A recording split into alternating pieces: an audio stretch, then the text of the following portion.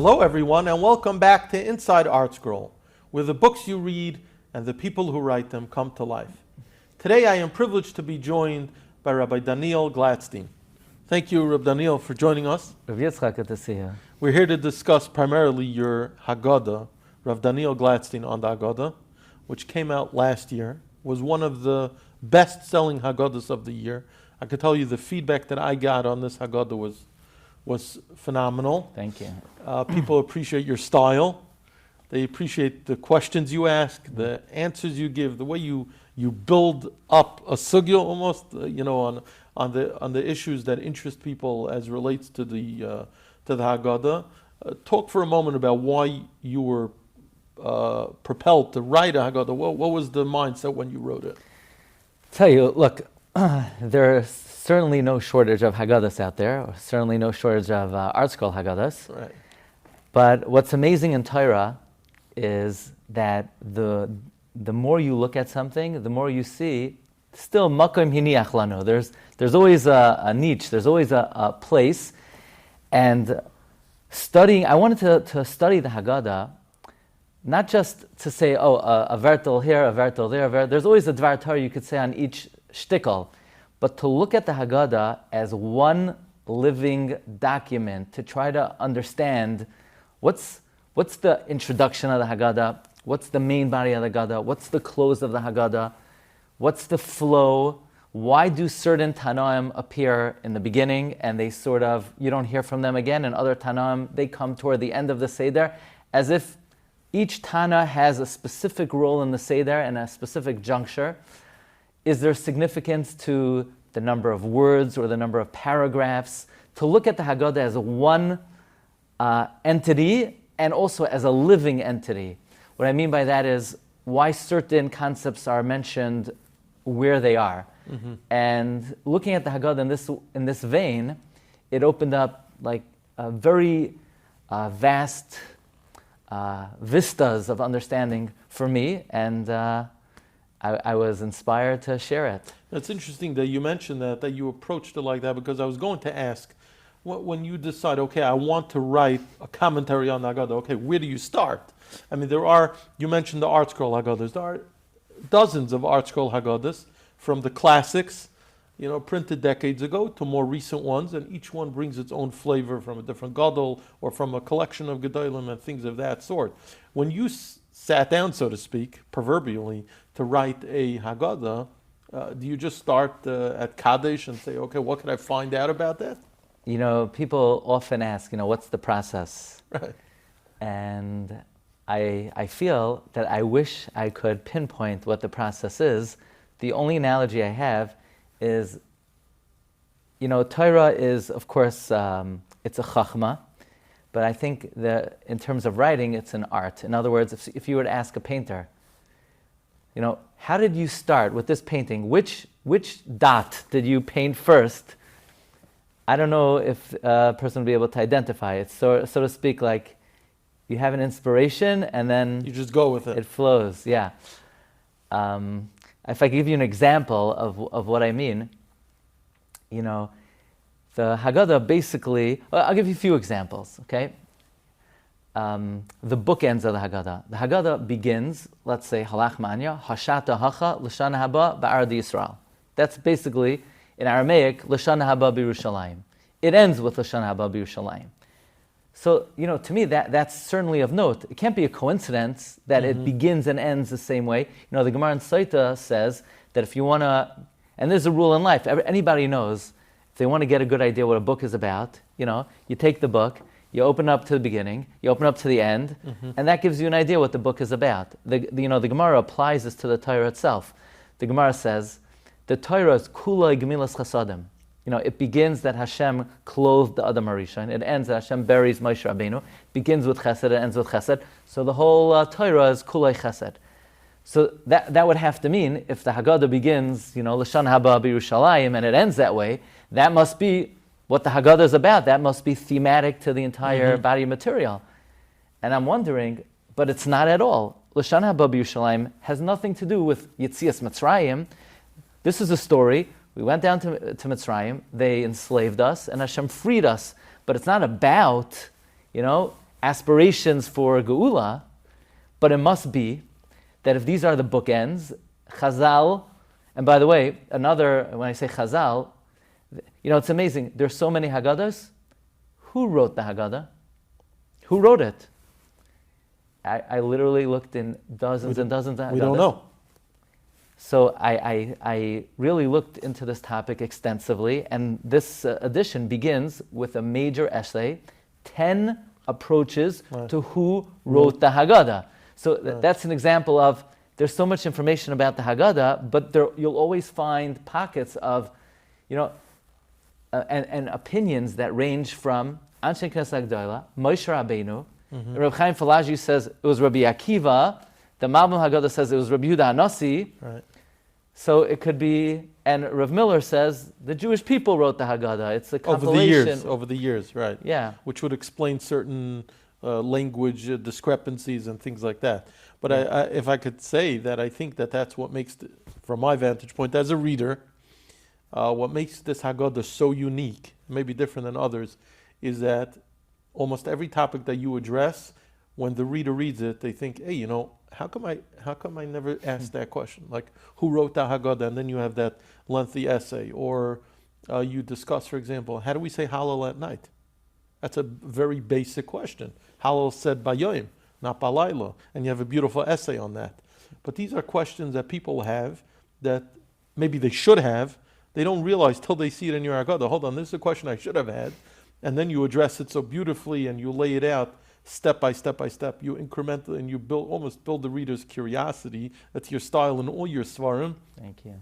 You do the same in your beautiful sefer that you put out not long ago on Reb Meir Baal HaNes, and your other Svarim on the Moyadim and so on and so forth. You have, Baruch Hashem, this unique style that people connect to, and it manifests itself very prominently in this Haggadah, besides for the depth, the clarity, your ideas, it's a breath of fresh air. So whoever, the people who didn't get to taste the beauty of Rabbi Glatstein on the Haggadah last year, Mitzvah, they should be able to do it this year at the Seder. But as a segue, I'm curious, growing up, Pesach, the Seder, what was it like in the Glatstein house, and who had the ashpa on you to create the flavor of Zman Chirusenu? Well, the Seder night is the go-to memory in everybody's mind. And whenever somebody thinks about the Haggadah, they always think back to how their Seder was growing up.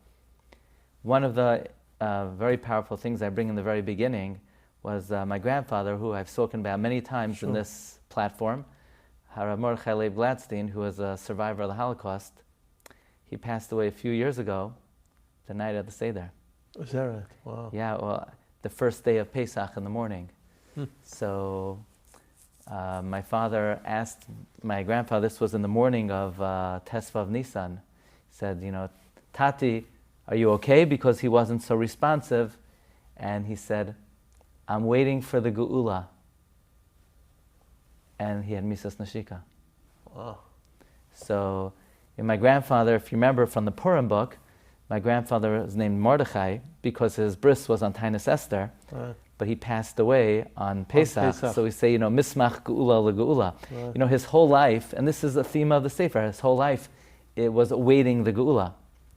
He believed, when he was in Auschwitz, he believed Be'emunah Shlema, every single day Mashiach would come. And Mamish, his dying words, his last words were, he's awaiting the Geula. So when I say that the bookends are Lashana Haba B'Yerushalayim, this reflects that, it's very important to tell our children. They're going to say, we're reading the story, we read it last year, we read it the year before. Well, we're reading a story that happened 3,300 years ago. So I bring Rabbeinu Bechaye in at least 6 Mekayimos, in the Karakemach, Al HaTorah, he says all the Nevi'im are misnave in the same signon, in the same fashion, that the events of Yetzias Mitzrayim were the prototype, the pre-enactment, the Masei Avisim Labanim, to the Gula HaSida. And all of these miracles will replay again before the coming of Mashiach. So whatever we're going to read about and learn the night of the Seder, it's not history, it's destiny. It's the future of the Jewish people. The Nesivos has a diuk. Al achas kama kama toiva kefula umechupeles, where every single miracle was layered. Why was it layered? Because it happened then, but that was like a dress rehearsal that it will happen again. So Lashana Haba B'Yerushalayim are the perfect bookends of the Haggadah. They reflect the mamish, the toichen ha'inyan, the true nature of what we're trying to speak about the night of the Seder. It's important that a teenager do they, like the buzzword is, do they connect with something that happened so long ago? It's important that they understand this is not about past, it's about future, it's about them, it's about what they're going to see, it's about what they need to hope for. Right, I was going to ask you on, you're talking about the Seder being meaningful and people connecting to it. For many people, maybe it's not as inspiring as it should be, as much as there's a lot of nostalgia, like you said. It brings back memories of people's youth, but they're sitting at the Seder, they feel like, hold on, we read these words before, we've done it before. What's your secret as a Rav and as a Mashpia and as a Mechaber of a Haggadah to infuse all of our Sedarim with the vitality, with the freshness? So that it's not like saying over the same Vart that you heard 14 times on what Vehi stands for. You know? Right, exactly. I think this point is very ennobling for people. If we could realize, aside from the idea that we're supposed to imagine as if we were there in the past, I think it's worthwhile to try to develop the idea that this is what we're hoping for in the future. I mean, Rabbeinu Bachai says there will be makos. There will be makos on the Umais Ha'olam, that there will be a Kriyas Yamsuf. He says, how in the Torah gives different dates of how long Mitzrayim lasted for. Was it 210? Was it 400? Was it 430? And basically, Klal Yisrael didn't know how to reconcile all the dates until the day we left. And then they realized, okay, 210 in Mitzrayim, 400 from the Leda of Yitzchak, 430 from the Bris Bein Abasarim. But at the time, you had, Bnei Ephraim, they left 30 years early, they miscalculated. But Rabbeinu Bachai just points out, if you look in Sefer Daniel, 3 different dates are given. We don't even know what the years are. So he says, if when we knew precise numbers, 210, 400, 430, we still couldn't reconcile it until it happened. Alachas kama v'kama, the 3 dates given in Daniel, will not be able to be reconciled until the great day comes. But he literally learns that every single detail will replay itself. To the point I saw, like one of the Rebbes asked, the Shomer Amunim asks, well, by Makas B'chayros, it says there will never be a scream like that. So no, he says, because La'asad Lavai, it won't only be the B'chayrim, all the enemies. So to read the Haggadah like that this is not just ancient history, it's what we're aspiring for, what we're yearning for, changes the view on the Haggadah. Right. Now in this Haggadah, you have any favorite vertlach? People always want to know, what's your favorite vart? My favorite insight, something that people, or a revelation that maybe people don't know. Okay, this is a gift from heaven. This is a gift from heaven. At the Haggadah begins with this famous Seder. You have Rabbi Akiva, Rabbi Elazar ben Azariah, Rav Tarfain, Rabbi Yeshua. They're in Bnei Brak. You have 5 Tanoim Bnei Brak. It's one of the only accounts of Tanoim sitting at a Seder. And I always wondered, you have Rabbi Elazar ben Azariah, you have Rabbi Akiva, you have Rabbi Yeshua. Where's the Nasi? Where's Ram Gamliel? Where'd he go? Well, he wasn't invited? What's going on? So, I don't know, maybe he was out of town. He was with his own family.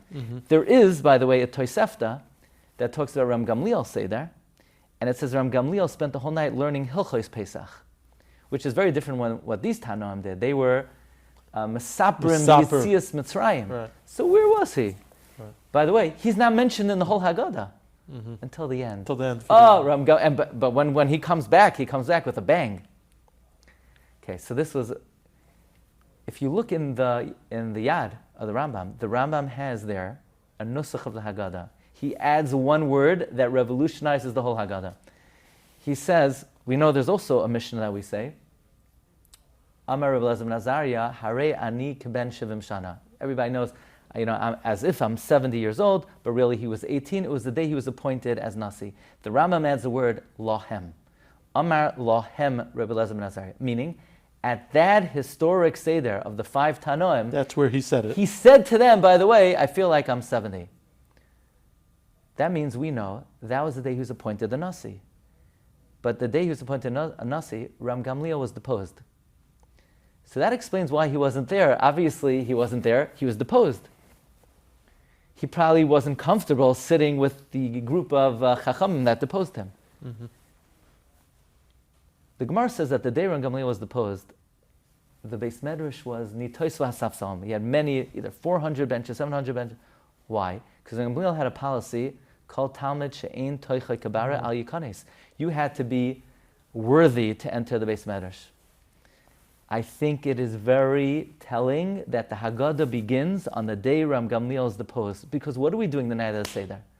Night of the Seder, we're saying, let's open the doors, bring in all the kinderlach, the Tam, the Sheni Yadei Lishal, the Rasha, everybody in. Do you think if Ram Gamliel was standing at the door, they'd all be able to come in? There's not a chance they would be let. He would have let, it would be Keneged Ben Echa Dibra Torah. Chacham Mahu Omer. Right. So the whole nature of the Seder is, it doesn't matter who the child is, it's an open door policy. So the Haggadah has to begin. Amar lohem Rabbi Elazar ben Azariah, and Ram Gamliel's not here. So he says, how does he get back in the door? I think the Haggadah parallels that story in the Gemara Brachos perfectly. Because at the end of the story, Ram Gamliel asks Rabbi Elazar ben Azariah, Rabbi Yeshua for Mechila. Right? The Gemara says it was precipitated because Ram Gamliel asked Rabbi Yeshua to stand, and Rabbi Yeshua was very uncomfortable, and the Chacham didn't like that Ram Gamliel was imposing his authority over Rabbi Yeshua. Ultimately, Ram Gamliel asked Rabbi Yeshua for Mechila. Rabbi Yeshua says no. Ram Gamliel says, do it in the honor of my avoisai. Rabbeinu Nissim says, who is Ram Gamliel's forefathers? Hillel. So if we want to bring Ram Gamliel back into the Seder, we got to invoke Hillel. Zeichel mikdash ke Hillel, kach, yeah? Mm-hmm. We have to mention Hillel. Now, the Gemara says that there was a great dilemma. When we bring Ram Gamliel back, should we make Rabbi Elazar ben Azariah step down? We can't do that. Malan b'kodesh ve'ein moridin. Yeah? So the Gemara says, okay, we got to keep Rabbi Elazar. Should they split the duties? The Gemara came up with the following formula. 3 and 1. Ram Gamliel gets 3 weeks. Rabbi Elazar ben Azariah gets 1 week. So when we bring Ram Gamliel back, we say, Ram Gamliel, you're back. We give you 3 things. Ram Gamliel hay omer, kol shaloima layamar, shloisha dvarim halalu. But the Haggadah mamish parallels that episode of Rabbi Elazar and Rabbi Yeshua. And I found the siyua in Rav Nachman of Breslov to this whole. Yeah. He says, when they came to tell the Chachamim, Higia Zman Kriya Shema, so the Likutei Moharan says, Higia Kriya Shema Shel Shachris. Shachris stands for Sheni Yadei Lishal, Chacham, Rasha, Tam. In other words, they were saying the reason why we're having this Seder is to allow everybody in. We need the Shachris, we need everybody in. Once we've let everyone in, perhaps we could bring Ram Gamliel back in as well. Wow. But that's just an example of how the format of the Haggadah. And I think that's like a novel matana. Yeah. Wow. What an explanation. And what a find from Likutei Moharan. Wow. Yeah. What else? What else do you have to share? Yeah, so let's talk about also, we know, the Reikeach, Rabbi Elazar Gamarza, ascribes significance, let's say, to the number of words in Megillas Esther, or the number of words in each segment of Tefillah. So it's like, is there a significance, or do we even have a number count of the number of words in the Haggadah? I have a sefer, it's a very rare sefer, it's called Sefer Avas Torah, by Rav Pinchas Ish Horowitz, from, I believe, the 19th century. He says he did a count from the beginning of the Haggadah until the official end of Gal Yisrael, 1,820 words in the Haggadah. Say, okay, what are you going to do with that? He said he counted the number of times the Shem Havaya is in the Chumash, 1,820 times. Ad kan. But it hit me, it's so clear why the number of words in the Haggadah correspond perfectly to the number of times Shem Havaya is in the Megillah. You see, by the way, according to the Gears today, it's Amar Lohem. Yeah. I don't know what the count would be. The count would be off. Oh, saying good. You're saying Very good. Okay. We could be. By the way, off, is it curious, not to interrupt your train of thought? The text of the Haggadah as we know it, across Klal Yisrael, is it pretty much uniform from community to community? Are you familiar from Ashkenazim to Sfardim to... It's a very good question. And I don't want to say definitively because I'm not certain. I'm not sure. But at least according to one girsa, it's 820 words, for sure. It's 1,820 words. 1,800. I guess Nusach Ashkenaz, in other words, the Nusach of Ashkenazim. Yeah. And I'm sure each Kehillah, whatever their word count is, there's a Dvarim Gedalim Einam B'Mikra. Right. But, so Paroi, was Paroi a Mammon or was Paroi a Koifar? So it's a big question. Right. Paroi had a very good Rebbe. His Rebbe was Yosef. And Paro tells Yosef the dream. And Yosef says, Paroi, Elokim Yanesh Loim Paroi. And when Yosef interprets the dream, Paroi said, you're right, good gezakt, Yosef. Hanimso kazeh ish asher ruach Elokim boy. So it sounds like he became a mammon. Right. On the other hand, throughout the story of Yitzias Mitzrayim, Paroi says, Mi Hashem asher eshma b'koilai. So was he a mammon or was he not? So the Shlach HaKadosh says, Paroi was a mammon in Elokim. He was a koifer in the Shem Havaya. What does that mean? He believed God created the world, but he oilam kimin hagay noyeg. He set it in a system. He turned on the conveyor belt. He pressed start, and now the world operates. Hateva, Elokim is Hateva. He believed in nature, but he did not believe that Hashem was haya hayva v'yeh mahave kol havayis. That Hashem could override the system. That Hashem is mechadesh b'chol yom tamid masa bereshis, and he constantly is changing and overriding, and every event that happens is the Yad Hashem at that moment. Paroi did not believe in that. So the purpose of the Makos was to show that there's a Yud Kei Vav Kei. So it comes out very beautiful and very compelling that the number of words in the Haggadah correspond to the Shem Havaya. That's the purpose of the Haggadah. The Tachlis of the Haggadah is to come to Hakara in the Shem Havaya. I thought you were going to say that he believed in Elokim and Midas Hadin only. Oh. Not Shem Havaya to Midas Harachman. Yeah. That Rabbi Shalom was going to take out his... It could be the concept of din and teva is connected, and the concept of rachman and Shem Havaya is also connected. So it could be that as well. Maybe. Yeah. Right. That he didn't believe that despite them falling to the Memta Shari Tumah, that there's the Midas Harachman. On that note, on the Memta Shari Tumah, right before the Haggadah went to print, I give a little insight. This is inside ArtScroll? Yeah. Okay, I hope I could. Right before the Haggadah went to print, I got a hold of the Haggadah of Reb Chaim Falaji. I'm a big I know you're a big Talmud of Reb Chaim Falaji. I even went to his kever in Turkey when back in the good old days when you could still go to Turkey. He wrote a Haggadah Zechir L'Chaim. So I'm looking at the Halach Ma'anya. It says Piska Aleph.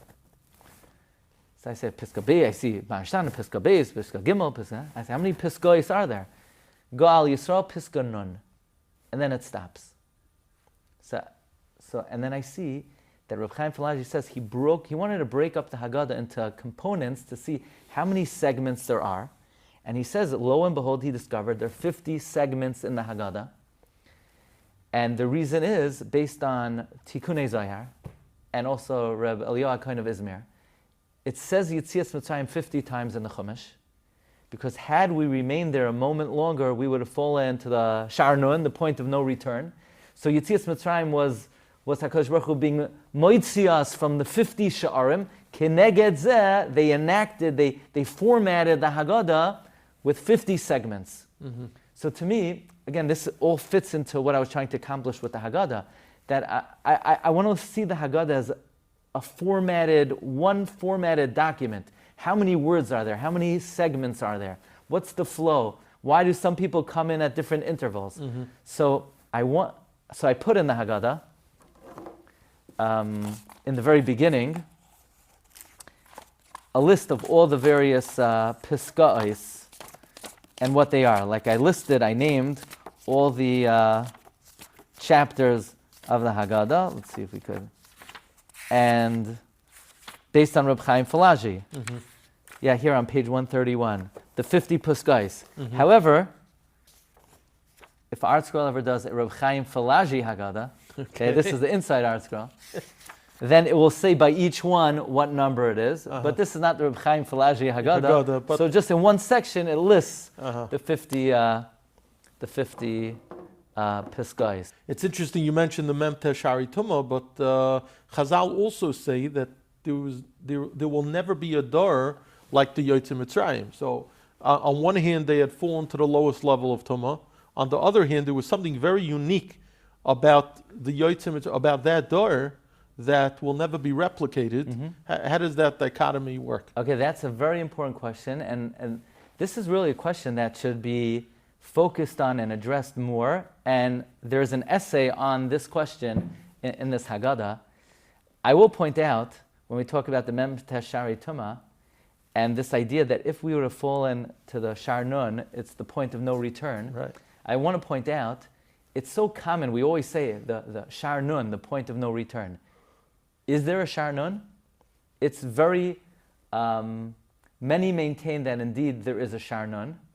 The Vilna Gaon says, Loi haya v'loi nivra, there is no Shar Nun. It does not exist. The Quran Mishlei says on the Pasuk, Kol payal Hashem l'ma'anehu v'gam rasha liyoim ra. Kol, the Shar Nun of Kedusha, payal Hashem l'ma'anehu. V'gam, 49, rasha. There are only 49 for the rasha. There is no Shar Nun. The Leshem brings that there is an opinion in Kabbalah, there is a Shar Nun, and the Leshem says the Gra is definitively correct, there is no Shar Nun.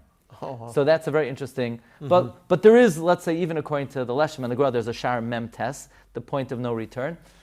And if I could just interrupt very briefly, I always wondered, how could you say there's a point of no return? I mean, isn't that antithetical? Don't we always believe? To the whole Yisod of Yiddishkeit. Oh, you said Ad Yoim Moisei. Ad Yoim Moisei. Right. Ein Yush Ba'olam. Right. Hashem b'chol Yoim mechak alai. Hashem is always, even Acher. The Chazal say, Shuvu vanim shovavim chutz mei Acher, but kol ma she'amar lecha ba'al habayis asei chutz mitzei. The Shlosh says, whatever Rebbeinu Shalom tells you, you listen, unless he says, get out, you can't do tshuva. Then you don't have to listen. Right. Anyone could do tshuva. I was thinking about this. What exactly is this point of no return? And the point of no return is a Kabbalistic concept. And I think I found the answer in the most basic source, the Rambam. The Rambam in Hilchos Avodah Zarah writes about the development of Avodah Zarah. The Rambam says, that Avram Avinu came along and he planted in the hearts of Klal Yisrael the Ikar of Emunah, and he gave it over to Yitzchak, and he gave it over to Yaakov. And then we went down to Mitzrayim, and the planting of Avraham began to wane. And had we remained a moment longer, the planting that Avraham planted in us would have been ne'ekar legamri. And to me, it sounds very similar to this idea of the point of no return, but it's giving a rationale. And I think it's as follows. There is no question that there is no point of no return. You could always do tshuva. But here's the thing. Who are we? Who is Rabbi Yitzchak Kissinger? Who's Daniel Glatstein? We are B'nai Avraham. Why are we B'nai Avraham? Because there's something that Avraham planted into our spiritual DNA. However, had we remained in Mitzrayim a moment longer, you know who we would have been? We just would have been us. And we could not trace back our spiritual ancestry to Avram Avinu. We would have been cut off from the Avos HaKadoshim. Not that we would have been, not that we would have fallen into the abyss and we can never return to HaKadosh Baruch Hu, but the connection to the bedrock of our past would have been completely severed. So Yetzias Mitzrayim then is a celebration, not, Hashem took us out of the Shar Nun. What is the Shar Nun? Hashem rescued us so that we were able to recover our eternal connection to the Avos. Maybe that's why you have the emphasis of Higgadah Shel Pesach. There's no other mitzvah that you have to give to your child. Do the mitzvah, shake the lulav, blow the shofar. But Yetzias Mitzrayim was a celebration that we're eternally connected. That's perhaps the meaning behind this point of no return. But you ask, so how do we evaluate the level that Klal Yisrael were on when they left Mitzrayim? Were they on the brink or were they on the highest level? Right. The Leshem says that it's a mistake to say that the night of Yetzias Mitzrayim we were going to fall to the brink. How could that be? He says, once Hashem began to bring the Makos, like a year earlier, and we began to see the Hashgacha, that propelled us to great heights. Mm-hmm. If we were ever on the brink, it was prior to the before the Makos. Uh-huh. The night of Yetzias Mitzrayim, like you said before, we were on the highest level of anyone in history. Ready for this? I want everyone, all the audience, to fasten their seatbelts. Says the Baal HaLeshem, you know what it means had we remained in Mitzrayim a moment longer? We would have been on the point of no return. Had we remained in Mitzrayim a moment longer, with such Giloi Shechina, we would have been propelled to the 50th level of Kedusha, and then there would be no Tachlis Habriya, and then we would have to call it a day. So not that we would fall to the point of no return, we would have been propelled lamala to of a madrega that Hashem wanted us to be on. So at first we were at the brink. Through the Makos, Hashem began to elevate us until the night of Yetzias Mitzrayim. We were at the brink of the summit of Kedusha. Had we remained there a moment longer, b'moira gadol zu gila shchina, we would have been elevated to the greatest level, and that we couldn't have yet. I would add that the amazing component of this vart that you're saying is that they were able to reach the pinnacle of Kedusha still in Mitzrayim. They were still in the Ervas Haaretz. Very good. It was in Mitzrayim itself, which was the most immoral land in the world, where they fell to the lowest abyss. But also it was within that environment that they also rose to the highest level of Kedusha, which should provide tremendous chizuk to everyone. Now, beautiful. That even within the immoral environment, a person could reach that level of holiness and purity. Beautiful. Sometimes people think, I have to be extricate me from the Ervas Haaretz, and then I'll be able to reach the Kedusha. This part that you're saying is so potent and so powerful, because it's telling us that Adrabah, Klal Yisrael reached that level even when they were there, before they went out. Beautiful. Maridik. Beautiful. Mamusha, we have a Rischa D'Oraisa here. What could be better? That's what the Sifrei Chasidus say. Tchila l'mekrai kodesh. When you're embarking on a voyage of Kedusha, you always have to remember, Zecher liYetzias Mitzrayim.